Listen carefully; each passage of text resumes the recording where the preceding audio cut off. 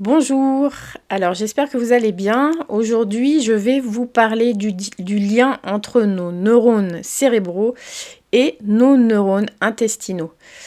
Car bien souvent, on a du mal à prendre conscience que si ça ne va pas bien dans notre ventre à la base, eh bien, ceci va influencer sur notre humeur. Voilà, donc je vais vous expliquer un petit peu pourquoi c'est important de prendre conscience et de surtout bien entretenir notre ventre. Alors, l'intestin est souvent appelé le second cerveau. C'est un organe fascinant qui abrite un réseau de neurones extrêmement complexe. En fait, l'intestin contient jusqu'à 5 fois plus de neurones que la moelle épinière. Ces neurones intestinaux remplissent des fonctions essentielles et établissent des connexions directes avec le cerveau. Donc, on va voir que les neurones intestinaux jouent un rôle crucial dans la digestion, l'immunité, la régulation hormonale et le métabolisme. Ils sont déterminants tant pour la santé biologique que psychologique. Donc, comme nous allons le voir, ils agissent sur la production de sérotonine, qui est l'hormone du bonheur, une des hormones du bonheur. Donc le système nerveux intestinal va collaborer constamment avec le cerveau, assurant la médiation de fonctions importantes telles que la production de sérotonine. La sérotonine est donc un neurotransmetteur qui joue un rôle crucial dans la régulation de l'humeur, du sommeil, de l'appétit, de la digestion et d'autres fonctions corporelles. Donc, maintenant, nous allons aborder notre fameux microbiote intestinal. Donc le microbiote intestinal, lui, il joue un rôle essentiel dans ce dialogue entre le cerveau et l'intestin. Il est composé d'un nombre impressionnant d'organismes microscopiques, comme les bactéries, les virus, les champignons, les protozoaires, qui sont des organismes unicellulaires, et les archées, c'est des microbes semblables aux bactéries. Donc tout ceci va avoir un impact sur notre humeur. D'accord ? Voilà. Donc des études ont montré une relation entre certains troubles dépressifs et des altérations de cet écosystème.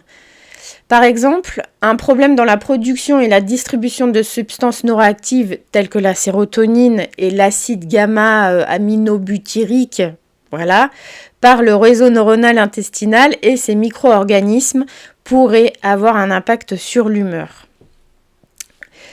Donc, en communication directe, ces cellules intestinales utilisent un circuit nerveux pour communiquer directement avec le système cérébral en quelques secondes.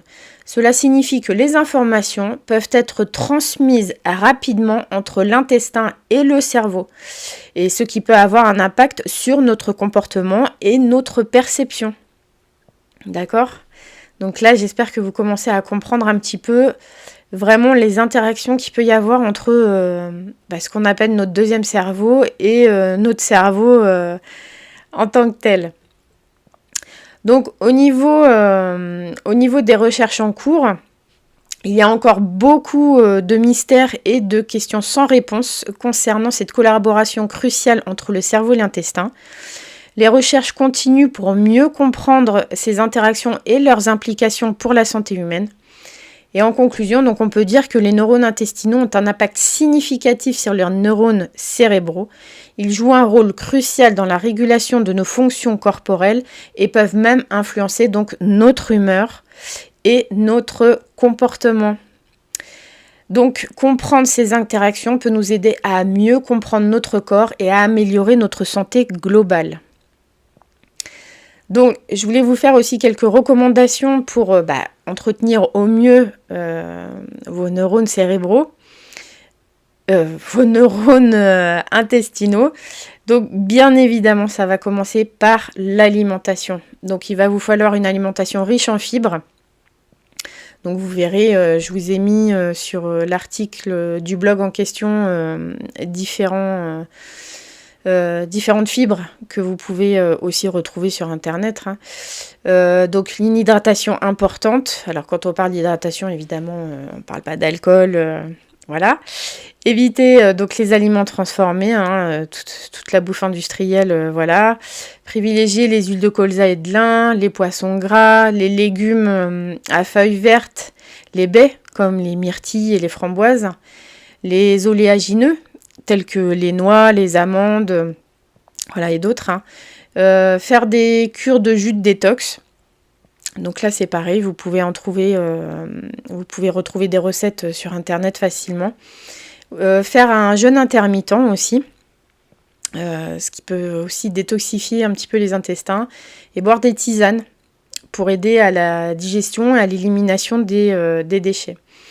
Et aussi, ce qui est important, c'est que si vous subissez un stress supérieur à 3 mois, là, en fait, le stress va venir puiser dans vos réserves en vitamines et oligo-éléments. Et donc là, il est important d'apporter des compléments à notre organisme. Donc, pour votre microbiote, il sera donc important de prendre des probiotiques. Voilà. Mais il n'y a pas que ça aussi. Il va y avoir le magnésium couplé avec la vitamine B6, très important pour nos neurones.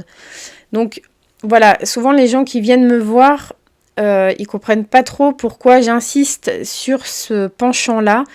Mais si on est dans un état avec quelques symptômes dépressifs ou où on n'est pas bien, etc., faut vraiment, comment dire ça, avoir une bonne hygiène corporelle pour éliminer en fait cette mauvaise humeur, on va dire ça comme ça, qui ne serait pas due à des problèmes physiologiques.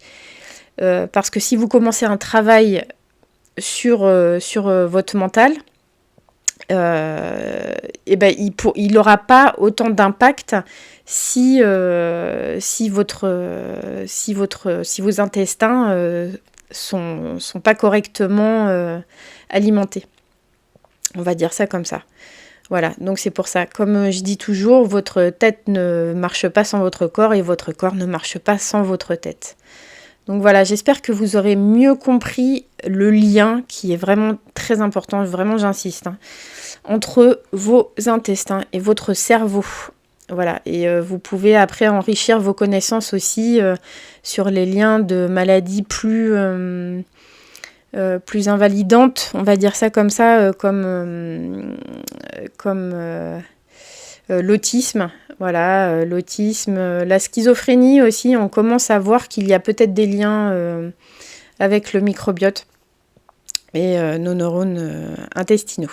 Donc voilà, je vous souhaite une très bonne fin de journée ou une bonne journée ou une bonne soirée. Voilà, surtout prenez soin de vous.